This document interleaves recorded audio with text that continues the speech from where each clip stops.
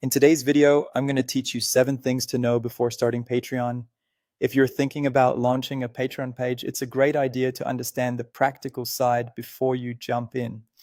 Patreon can be a powerful way to earn recurring income from your audience, but it works best when you go in with realistic expectations and a simple plan.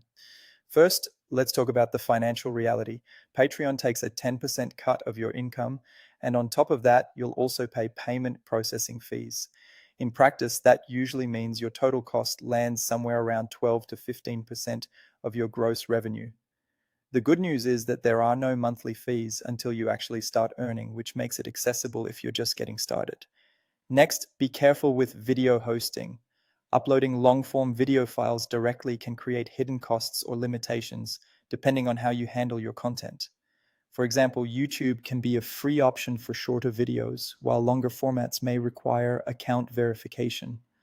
Other platforms like Vimeo can offer more storage and control, but they often come with monthly fees. So before you promise lots of video content, make sure you know where it will live and what that will cost. Another important point is taxes. Patreon earnings are taxable income, so you need to treat them like real business revenue. That means tracking your expenses carefully and setting aside part of what you earn for taxes based on your local rules. This is one of those things that's easy to ignore early on, but staying organized from the beginning will save you stress later.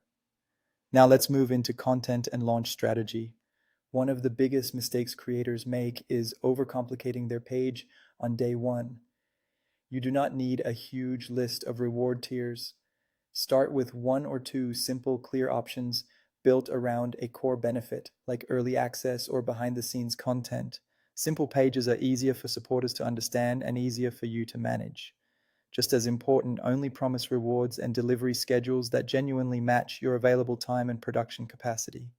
It's better to underpromise and consistently deliver than to set ambitious expectations you can't maintain. Before you announce your launch, make sure you already have a few member-only posts ready to go. That way, when people visit your page, they immediately see value instead of an empty membership feed.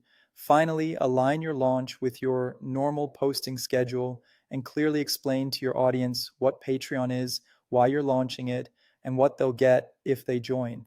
That clarity makes a huge difference. If you keep these things in mind, you'll give yourself a much stronger and more sustainable start on Patreon.